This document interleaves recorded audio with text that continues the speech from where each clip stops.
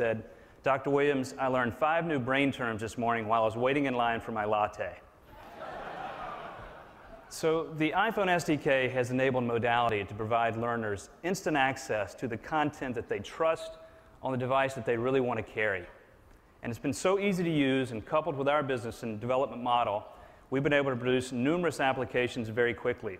Not only medical applications that we're talking about here today, but we're also bringing some of the biggest brands in K-12 education and consumer reference content. And we're excited to announce that within weeks of the App Store launching, we'll have a dozen applications available and many more by the end of the year. Thank you very much. Thanks. Nice job.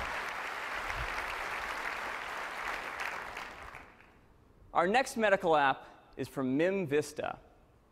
MIM Vista is a leading developer of innovative medical imaging software. And the application they're going to show just really demonstrates how absolutely incredible medical applications are going to be on the iPhone. To walk you through it, I'd like to invite up Mark Kane. Mark?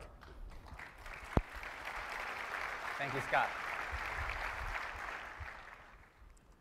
Medical imaging involves a lot of data and a lot of interaction. An interface is key to making it all possible. Before the iPhone, developing a mobile solution would have been virtually impossible, and the results kludgy. As we know from our existing customer base of radiologists and radiation oncologists, it's easy to be caught without access to a workstation, whether across the hospital, at the gas station, or at the golf course. Right now, we're moving through the slices of a fusion study with a one-finger slide, where we have a CT scan showing anatomic data and a PET scan showing metabolic activity. The two-finger slide changes the blending. Think of how a weather map works, where you have geographic data overlaid with temperature. We fuse the two together and present it as a multiplanar reconstruction. Tap View to change the viewing plane so that you can see the data from the bottom, from the side, and from the front. Early on, we recognized the potential of the iPhone, and we set out to see if this was even possible.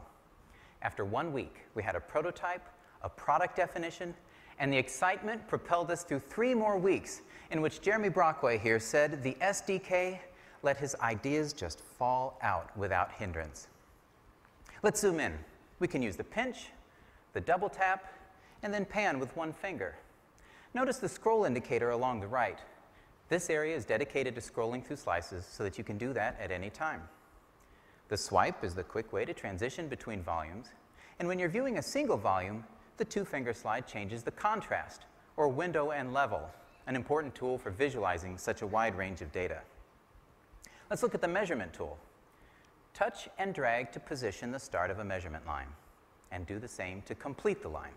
And that line will remain on that slice until removed, which you can do with a shake.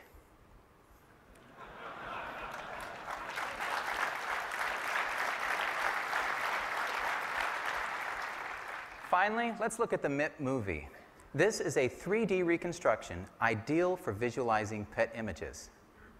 Let's change the color for this. Let's choose rainbow. Imagine a doctor sitting with her patient, sharing the images with him, iPhone to iPhone, or an oncologist interactively reviewing a radiation treatment plan. The iPhone has created a new direction for our company. We've taken a complex desktop application, removed it from the realm of black art, and placed it in the hands of physicians and patients.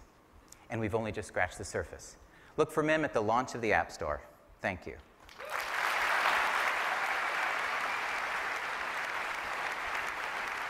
Great stuff, man. And our last application this morning comes from Digital Legends Entertainment. Now, we only learned about this last developer last week. They're based in Barcelona, Spain, and they only started on the SDK 2 weeks ago. But what they've been able to accomplish in 2 weeks building this game makes you forget you're watching it on a mobile device and think you're watching it on a game console. To walk you through it, I'd like to invite up Javier Carrillo Costa. Javier?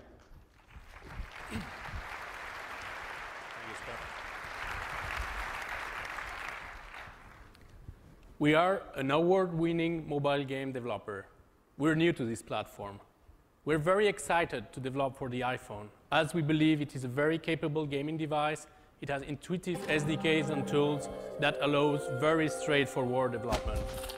We're happy to present Crawl, a fantasy action-adventure game. We are our first contact with the iPhone SDK 2 weeks ago.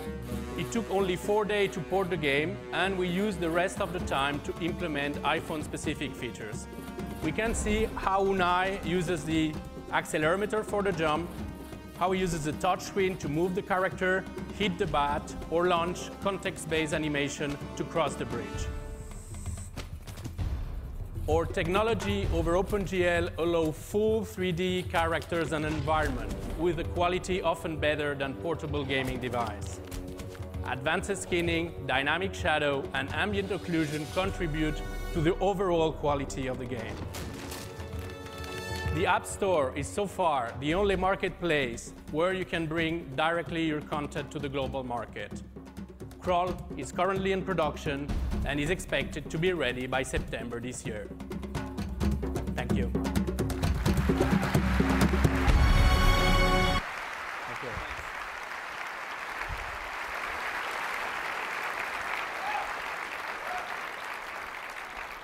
So let me remind you, that was all running on an iPhone. And they had 2 weeks.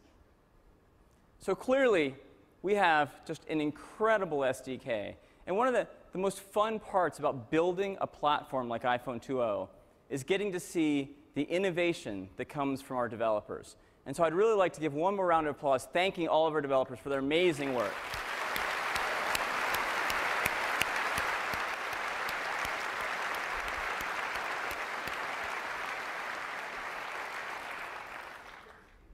So the developers really have been loving the SDK.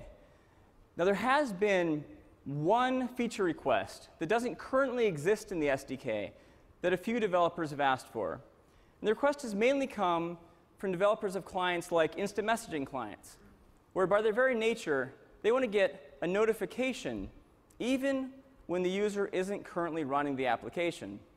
Another example would be, say, eBay, that wants to alert you when you've been outbid, even if the user isn't currently running the application. So we absolutely want to solve this problem. The question is how? The wrong solution that some platforms jump to is to enable background processes.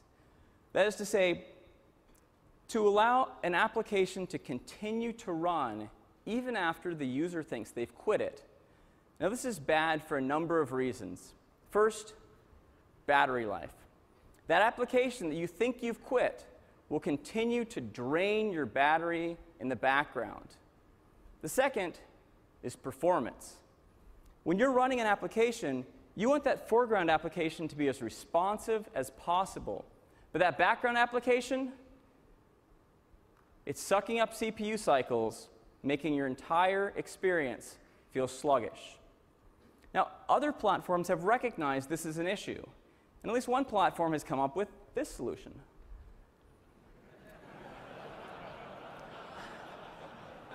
A task manager. Because, you know, like a game, it challenges the end user to brush off their computer science skills, figure out which of those background processes is eating up your CPU, and then manually kill it. But don't kill the wrong one, because now you're in trouble. This is nuts.